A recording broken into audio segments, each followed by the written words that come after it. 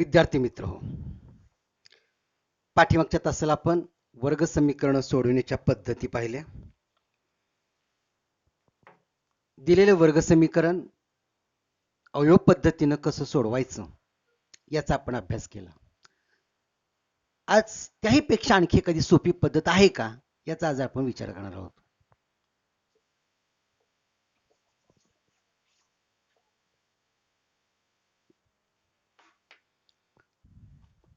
आज आपण वर्ग समीकरण सोडवण्याचे एखादं सूत्र मिळतंय का हे आज आपण शोधणार आहोत. बघूया वर्ग समीकरण सोडवण्याचे सूत्र. वर्ग समीकरणे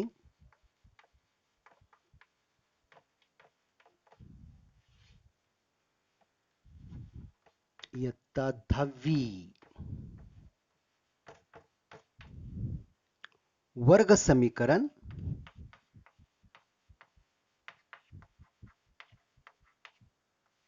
सोडविण्याचे सूत्र.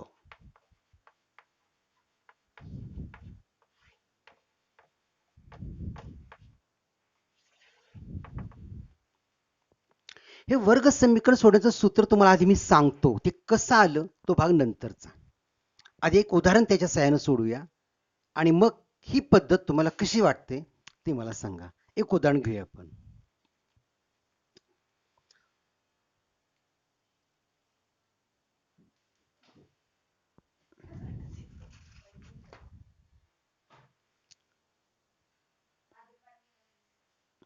m वर्ग वजा 14m अधिक 13 m वर्ग वजा 14m अधिक 13 बरोबर 0. एक वर्ग समीकरण आहे. पहिलं पद वर्गाचं आहे, मधलं पद चलाचं आहे, शेवटचं पद स्थिरांकाचं आहे, समानता 0. एक लक्षात घ्या, कोणतेही वर्ग समीकरण जर आपल्याला सोडवायचं असेल तर ते पहिल्यांदा त्याच्या सामान्य रूपात याचा अर्थ पहिलं पद वर्गाचं, मधलं पद चलाचं, शेवटचं पद स्थिरांकाचं, समानता आणि 0. हे समीकरण लिहिल्यानंतर काय करायचं बघा. इथं तुम्हाला ए, बी आणि सी च्या किमती लगेच सांगता येतील. वर्गीय पदाचा जो सहगुणक आहे की ज्याला आपण ए ची किंमत म्हणतो, हे वर्गाचं पद यम वर्ग आहे, त्याचा सहगुणक इथं काहीच नाही, याचा अर्थ 1 आहे. यमचा सहगुणक ऋण 14 त्यालाच आपण बी असं म्हणतो आणि स्थिरांकाचं पद त्याला आपण सी म्हणतो. म्हणजे इथं मला किमती लिहिता येतील. ए बरोबर 1, बी बरोबर ऋण 14 आणि सी बरोबर धन 13. ए बी सी च्या किमती लिहून घेतल्या. आता एक सूत्र मी तुम्हाला देणार आहे.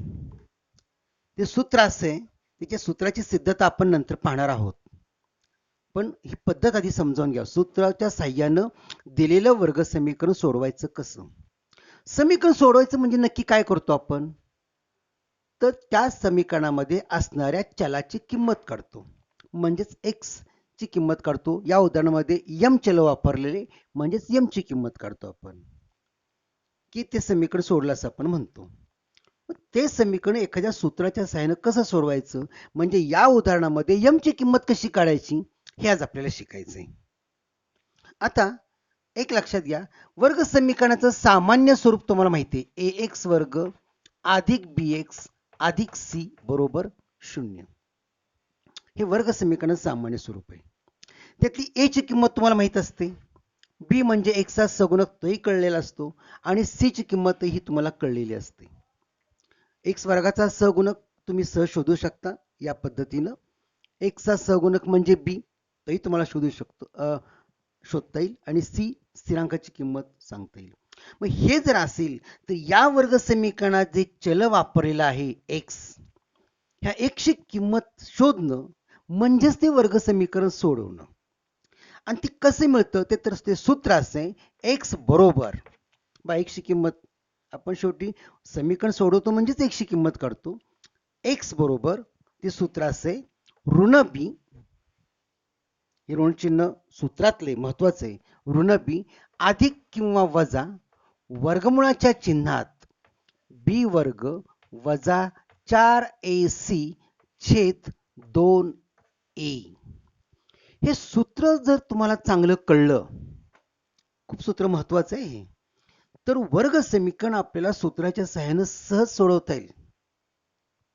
एक्स बरोबर, बरं लक्ष द्या, एक्स बरोबर ऋण बी अधिक किंवा वजा, इथे दोन चिन्ह आहेत, वर्गमुळाच्या चिन्हात बी वर्ग वजा 4ac छेद 2a. हे त्या एकशी किंमत असते. आणि तुम्हाला माहित आहे की कोणत्याही वर्ग समीकरणाला दोन मुळ असतात. ती दोन मुळ कोणती? तर हेच सूत्र एक्स बरोबर वजा बी एकदा अधिक घ्यायचे आणि एकदा वजा घ्यायचे. म्हणजे पहिलं मूळ कसं मिळेल? पहिलं मूळ असं असणार आहे एक्स बरोबर वजा बी अधिक वर्गमुळात बी वर्ग वजा 4ac छेद 2a. हे पहिलं मूळ असेल. किंवा दुसरं मूळ कसं काढता येईल आपल्याला? एक्स बरोबर ऋण बी, इथं आपण अधिक चिन्ह घेतलं होतं, इथं आता ऋण चिन्ह घ्यायचे, वर्गमुळाच्या चिन्हात बी वर्ग वजा 4ac छेद 2a. म्हणजे हे सूत्रे लक्षात घ्या. वर्ग समीकरण सोडवण्यासाठी आपल्याला या सूत्राचा उपयोग करावा लागणार आहे. आता तुमच्या लक्षात येईल की एक्स बरोबर हे जी उकल काढलेली आहे, ह्या उकलीमध्ये काय काय आलेलं आहे? तर बी, ए आणि सी एवढंच दिसते आपल्याला, की जे तुम्हाला वर्ग समीकरणाच्या सहाय्याने त्याच्या किमती ए बी सी च्या किमती आपण सहज शोधू शकतो या पद्धतीनं. म्हणजे मला फक्त एवढं सूत्र माहिती पाहिजे, मला म्हणजे तुम्हाला, की या सूत्राच्या सहाय्याने तुम्ही ते वर्ग समीकरण सोडवू शकता. लक्षात आलं? एका बाजूला एवढं लिहून घ्या म्हणजे लक्षात येईल. जर ax वर्ग अधिक bx अधिक c बरोबर 0, ax वर्ग अधिक bx अधिक c बरोबर 0 हे वर्ग समीकरण असेल,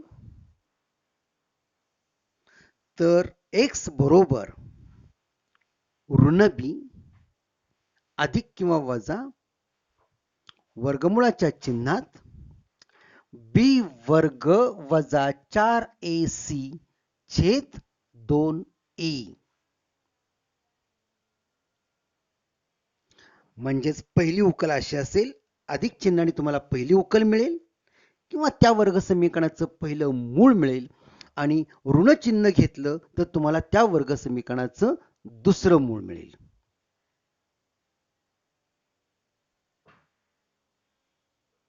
लक्षात येते? आणि आता या सूत्राचा उपयोग करून हे उदाहरण आपल्याला सोडवायचं कसं पाहूया. हे महत्वाचं आहे. अर्थात हे सूत्र आलं कसं याची सिद्धता आपण पुढच्या तासाला घेणार आहोत, पण आधी त्याचा आपण उपयोग शिकूया. या सूत्राचा उपयोग करून वर्ग समीकरण सोडवायचं कसं हा महत्वाचा भाग.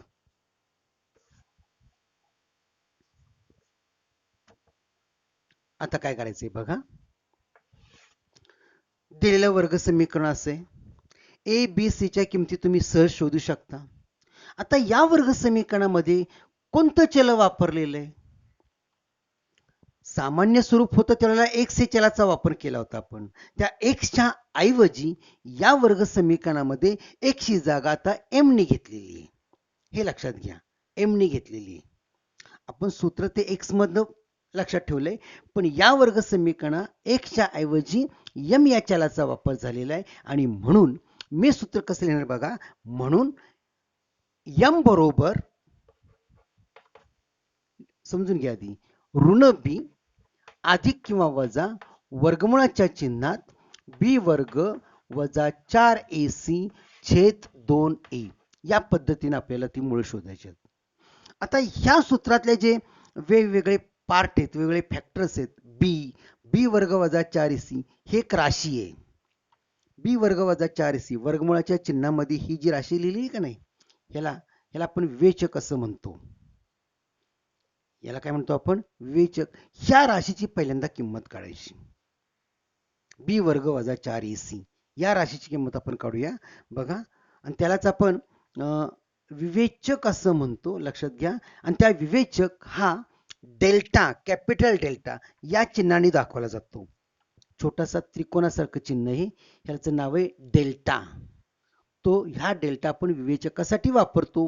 विवेचक म्हणजे काय? तर बी वर्ग वजा 4ac या राशीला आपण विवेचक असं म्हणणार आहे. तर डेल्टा म्हणजेच बी वर्ग वजा 4ac. याला काय म्हणतो आपण? विवेचक. मग या विवेचकाची म्हणजे बी वर्ग वजा 4ac ची आपण किंमत शोधू. काय येईल? डेल्टाची किंमत काय येईल बघा. बरोबर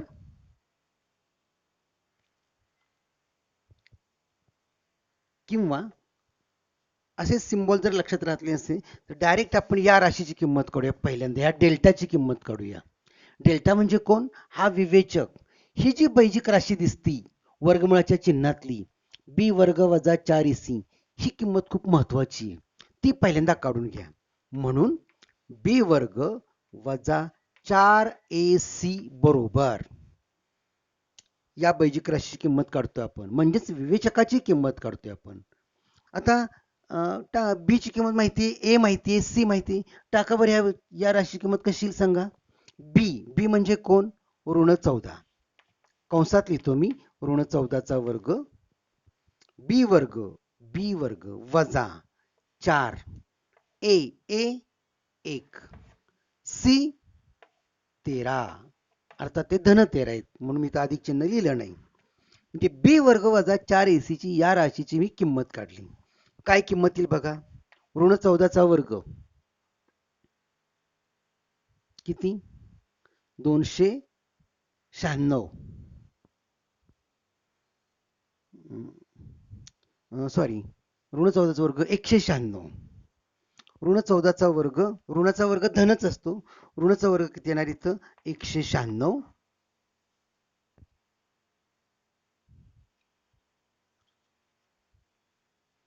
ऋण 14चा वर्ग 196.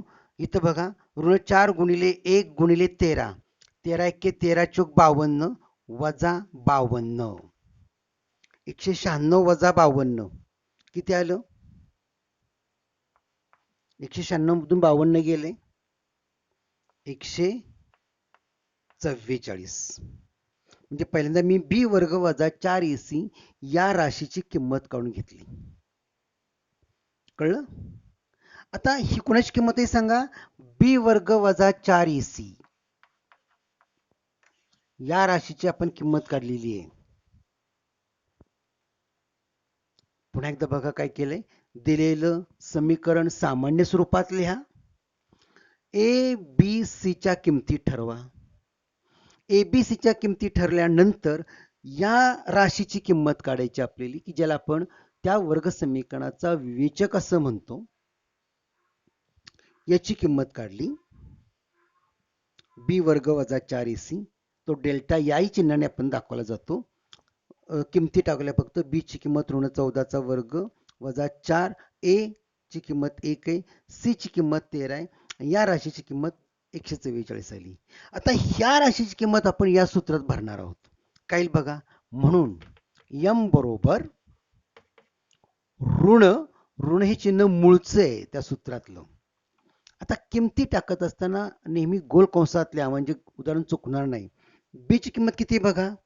बी ऋण 14 म्हणजे ऋण कंसात ऋण 14. बी ची किंमत इथं टाकली. अधिक किंवा वजा वर्गमुळाच्या चिन्हात बी वर्ग वजा 4ac या राशी किंमत किती आली सांगा. 144. वर्गमुळाच्या चिन्हात 144 छेद 2 कंसात ए ची किंमत किती आहे? 1 आहे. संपलं. आणि आता फक्त हे छोटंसं गणित सोडवलं की तुम्हाला त्या वर्ग समीकरणाच्या उकली मिळतील किंवा त्या वर्ग समीकरणाची मुळे मिळतील.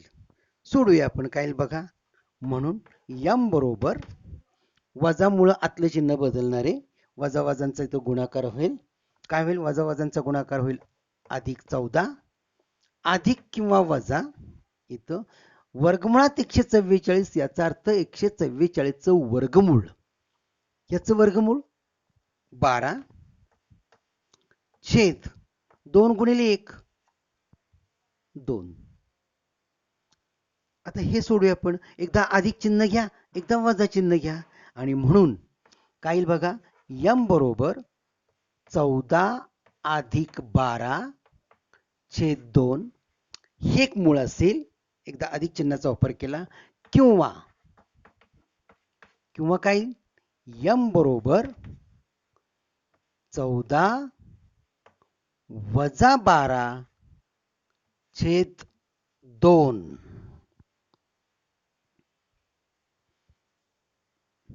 लक्षात येते. आणि मग सांगा 14 अधिक 12 भागिले 2 हे एक मूळ असणार आहे. 14 वजा 12 भागिले 2 म्हणजेच काय बघा. म्हणजे ह्याची किंमत किती येते. 14 आणि 12 26 26 छेद 2 म्हणजे 13 येईल. आणि हे काय येईल. 14 तून 12 गेले 2 येतील. 2 भागिले 2 म्हणजे 1 येईल. म्हणजे एक मूळ असणारे 13 आणि दुसरं मूळ असणारे 1. या पद्धतीने आपल्याला वर्ग समीकरण सोडवता येईल सूत्राच्या साहाय्यानं. हे सूत्र महत्वाचं आहे. लक्षात येते. म्हणजे कोणतंही वर्ग समीकरण तुम्हाला सूत्राच्या साहाय्यानं या पद्धतीनं सोडवता येईल. सूत्र कसं आलं हा नंतरचा भाग, पण या सूत्राचा उपयोग कसा करायचा आहे हे आधी शिकून घ्या. आणखी एक आपण उदाहरण सोडूया. हे गणित लिहून घ्या.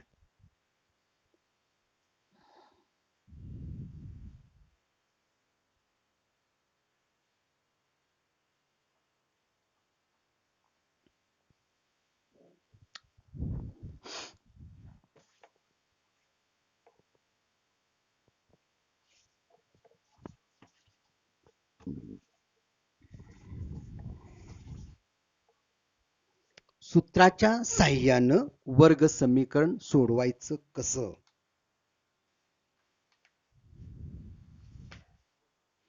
घ्या. y वर्ग अधिक 1/3y बरोबर 2 हे वर्ग समीकरण दिलेले आहे. आणि हे वर्ग समीकरण मला सूत्राच्या साहाय्यानं सोडवायचे. कसं येईल बघा. सुरुवातीला हे वर्ग समीकरण पहा. आपल्या सामान्य स्वरूपात आहे का. नाही. पहिलं पद वर्गाचं दिसतंय, मधलं पद चलाचं दिसतंय, समानता आहे आणि स्थिरांकाचं पद समानतेच्या चिन्हाच्या पलीकडच्या बाजूला आहे, उजव्या बाजूला आहे. बरोबर. असं नकोय आपल्याला. तर ते हे स्थिरांकाचं पद आपण या बाजूला आणणार आहोत. इथं अधिक 2 आहे, त्याला इकडे आणूया म्हणजे ते वजा 2 होईल. म्हणजे काय बघा. म्हणून y वर्ग अधिक 1/3y ऋण 2 बरोबर 0. हे धन 2 काय केले आपण या बाजूला आणलीत. आणि बघ मला सांगा इथं बघा. पहिलं पद वर्गाचं मिळालं. वर्गाचा याचा अर्थ चलाचा घातांक 2 असणारं पहिलं पद. दुसरं पद चलाचं आहे, स्थिरांकाचं आहे. तिसरं पद स्थिरांकाचं आहे, समानता आहे आणि पलीकडच्या बाजूला 0 आला. म्हणजे हे झालं आपलं वर्ग समीकरणाचं सामान्य रूप. आता हे वर्ग समीकरण सामान्य रूप आलं, पण हे वर्ग समीकरणाचं सरळ रूप वाटत नाही. सरळ रूप का वाटत नाही. कारण इथं बघा y चा सगुणक 1/3 आलाय आणि साधारणपणे छेदस्थानी 3 आला किंवा अपूर्णांक आला तर चुकण्याची शक्यता दाट असते. म्हणून काय करूया आपण. हे जे छेदस्थानी 3 आलेत का नाही हे पहिल्यांदा आपण घालून टाकूया. बस समीकरण बदलणार नाही. लक्षात घ्या. समीकरण तेच राहतं, फक्त त्या समीकरणात थोडंसं आपण बदल करणारे योग्य पद्धतीनं. या y वर्गाला छेद काहीच नाही. मी तुम्हाला बोललोय की याला जर आपल्याला सरळ रूप द्यायचं असेल तर काय करायचं सांगतो. या y वर्गाचा छेद किती तर 1 आहे. बरोबर. मधलं पद y आहे, त्याचा छेद किती दिसतो इथं. तर छेद 3 आहे. 3 आहे. आणि ह्या 2 ला छेद किती काहीच नाही, याचा अर्थ 1 आहे. सगळे छेद गोळा केले. इथला छेद 1 आहे, ह्या मधल्या पदाचा छेद 3 आहे, स्थिरांकाचा छेद 1 आहे, या शून्याचा छेद काहीच नाही याचा अर्थ 1 आहे. ह्या सगळ्यांचा गुणाकार करा. 1 गुणिले 3 गुणिले 1, 3 1 3. आणि मग ह्या 3 न संपूर्ण समीकरणाला आता गुणा. काय होईल गुणलं तर 1 गुणिले 3 गुणिले 1, 3. आणि या संपूर्ण समीकरणात आता 3 न गुणा. 3 कुठून आले कळलं? आता 3 न गुणल्यावर काय बघा, 3 गुणिले y वर्ग अधिक 3 गुणिले 1/3y ऋण 3 गुणिले 2. हे 3 गुणक आहेत, वजाची निमित्त फक्त मांडलेले मी, बरोबर 3 गुणिले 0. लक्षात आलं का बघा?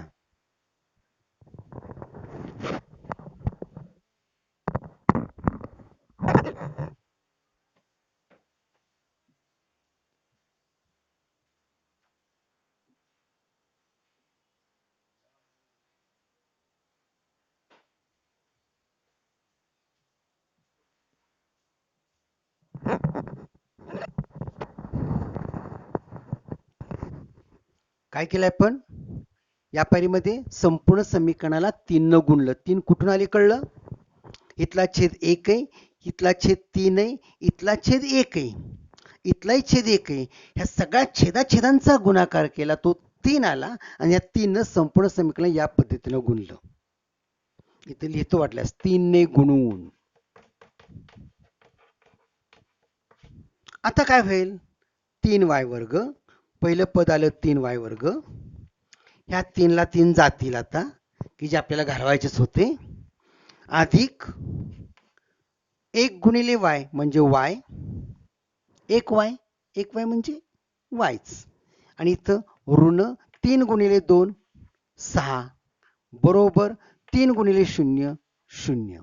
आणि हे बघा आपलं आता वर्ग समीकरणाचं सामान्य रूप तर आहेच, शिवाय सरळ रूपही मिळालं, की जिथं तुम्हाला छेद दिसत नाही. आता हे आल्यानंतर वर्ग समीकरणात सामान्य रूप मिळालं. ए बी सीच्या किमती ठरवा. ए म्हणजे कोण? तर वर्गीय पदाचा सहगुणक. तो किती आहे? 3. ए बरोबर 3, बी बरोबर वायचा सहगुणक 1, सी बरोबर स्थिरांकाचं पद ऋण 6. पायऱ्या नीट लक्षात घ्या. पहिल्यांदा दिलेलं वर्ग समीकरण सामान्य रूपात लिहिलं, सामान्य रूपात लिहिलं पण सरळ रूप दिलेलं नाहीये, म्हणून या सरळ रूपात आणण्यासाठी काय केलं, ह्या संपूर्ण पायरीमध्ये इथले सगळे छेद गोळा केले, त्यांचा गुणाकार केला, तो 3 आला आणि त्या संपूर्ण समीकरणाला 3 न गुणलं. तर ते समीकरण स्वरूप मला असे मिळालं. यावरून आता एबीसीच्या किमती ठरवा. ए म्हणजे वर्गीय पदाचा सहगुणक, बी म्हणजे या वायचा सहगुणक, आणि सी म्हणजे स्थिरांकाचं पद. चिन्ह चुकवू नका, चिन्हाला खूप महत्व आहे. चिन्ह चुकलं तर गणित चुकणार. चिन्ह म्हणजे त्या गणिताचा आत्मा आहे. चिन्ह चुकलं गणित चुकणार. आणि मग ए ची किंमत काढली, बी ची किंमत काढली, सी ची किंमत काढली. आता आपण त्या डेल्टाची किंमत काढूया, ज्याला आपण विवेचक असं म्हणतो. डेल्टा म्हणजे कोण? ती राशी, वर्गमुळाच्या चिन्हात ती राशी. बी वर्ग वजा 4ac, म्हणून बी वर्ग वजा 4ac या बैजिक राशीची किंमत ठरवा. काय येईल? बी म्हणजे 3, कंसात लिहितो 3 चा वर्ग ऋण 4 ए ची किंमत 3. बघा, सॉरी इथं चुकलं. बी म्हणजे 1, बी वर्ग बी ची किंमत 1 घेतली, ऋण 4 ए 3, सी ऋण 6, बी वर्ग ऋण 4 ए सी किती आलं बघा. ऋण 1 चा वर्ग 1, सॉरी 1 चा वर्ग 1च 1. ऋण ऋणांचा गुणाकार अधिक होईल. आता हा गुणाकार किती आला बघा. 4 त्रिक 12, 12 गुणिले 6 12 72.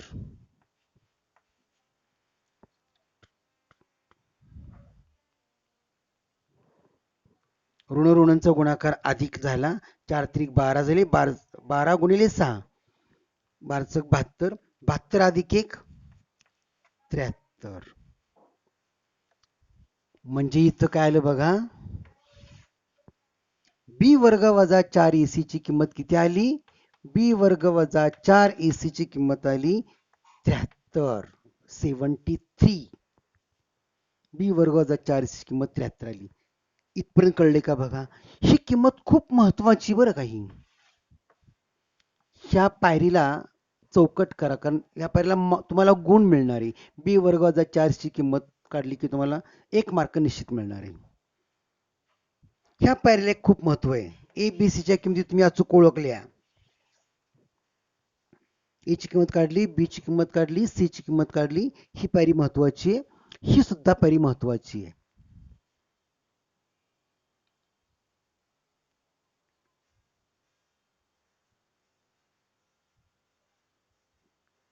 आता काय करायचंय बघा. आपलं या समीकरणात चल कोणतं वापरले हो. वाय. म्हणून आपण सूत्र लिहिताना काय लिहिणार आता. वाय बरोबर, आणि म्हणून वाय बरोबर ऋण बी अधिक किंवा वजा वर्गमुळाच्या चिन्हात बी वर्ग वजा 4AC छेद 2A. सूत्र पुन्हा पुन्हा लिहा. प्रत्येक वेळा सूत्र म्हणा. या पद्धतीनं वाय बरोबर, वाय काय घेतलं, कारण आपल्या वर्ग समीकरणात वाय या चलाचा वापर केलेला आहे. वाय बरोबर ऋण बी अधिक वजा वर्गमुळाच्या चिन्हात बी वर्ग वजा 4AC छेद 2A. बस आता फक्त किमती टाकायच्यात. काय सांगा. म्हणून वाय बरोबर ऋण बी, बी ची किंमत 1 आहे, ऋण कंसात 1 अधिक वजा बी ची किंमत मुद्दाम ही गोल कंसात टाकलेली. वर्गमुळाच्या चिन्हात बी वर्ग वजा 4AC. इथे या राशी आपण किंमत काढलेली आहे. किती आली. 73 छेद 2 कंसात ए. ए ची किंमत 3. म्हणजेच काय आलं बघा. आपण याला आता सोपरूप देऊया. ऋण 1 अधिक वर्गमुळात 73 छेद 6. आता 73 या संख्येचं वर्गमूळ निघत नाही. ही अपरिमेय संख्या आहे. 73 या संख्येचं वर्गमूळ ही अपरिमेय संख्या आहे. इथं वजाचं चिन्ह लिहिलं. हे झालं त्या संख्येचं मूळ.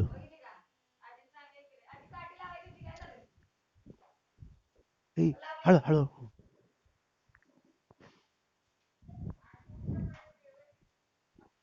ऋण 1 अधिक किंवा वजा वर्गमुळाच्या चिन्हात 73 छेद 6. आता ह्या राशीला आणखी सोपरूप देता आलं तर द्यायचं, अन्यथा उत्तर एवढंच ठेवायचं. म्हणजेच मला उत्तर कसं लिहिता येईल. म्हणजेच दोन उकली कोणत्या मिळाल्या.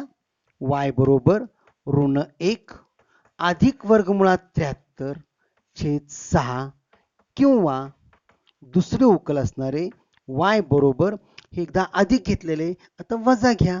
वाय बरोबर वजा 1 वजा वर्गमुळात 73 छेद 6. ह्या त्या वर्ग समीकरणाच्या दोन उकली असतील. आणि एक लक्षात घ्या, कोणत्याही वर्ग समीकरणाला दोन उकली असणार आहेत किंवा दोन मुळं असणार आहेत. कोणत्याही समीकरणाची मुळांची संख्या कशी ठरवायची. त्या समीकरणाची जेवढी कोटी असेल, कोटी, तेवढी त्या समीकरणाला मुळं असतात. हे नेहमी लक्षात घ्या. रेषीय समीकरणाची कोटी 1 असते म्हणून त्याला एकच मूळ असतं. वर्ग समीकरणाची कोटी 2 असती म्हणून त्याला 2 मुळं असतात. समजा आपल्या अभ्यासक्रमात नाही, पण समजा एखाद्या समीकरणात 5 कोटी 3 असेल तर त्याला 3 मुळं असणार आहेत. हे लक्षात घ्या. आपला आता तो आपल्या अभ्यासक्रमात भाग नाहीये. आपल्याला वर्ग समीकरणापर्यंतच आपल्याला शिकायचंय. लक्षात आलं? म्हणजे आज आपण काय शिकलो की सूत्राच्या साह्यानं वर्ग समीकरण कसं सोडवायचं. खूप सोपी पद्धत आहे. आता पुढच्या तासाला आपण हे वर्ग समीकरण सूत्र आलं कसं त्याचा अभ्यास करणार आहोत. अर्थात ते सूत्र आलं कसं म्हणजे त्याची सिद्धता ही परीक्षे दृष्टीनं फार महत्वाची नाही. फक्त तुम्हाला माहितीसाठी असावं एवढंच अपेक्षा आहे. ठीक आहे. आज घरी गेल्यावर तुमच्या पुस्तकामध्ये सराव संच 2.4 सराव संच 2.4 या सराव संचामध्ये सूत्राच्या सहाय्याने वर्ग समीकरणे सोडवा अशा सूचनाची उदाहरणं आहेत. ती कृपया तुम्ही सोडवा. काही शंका आल्यास मला फोन करा.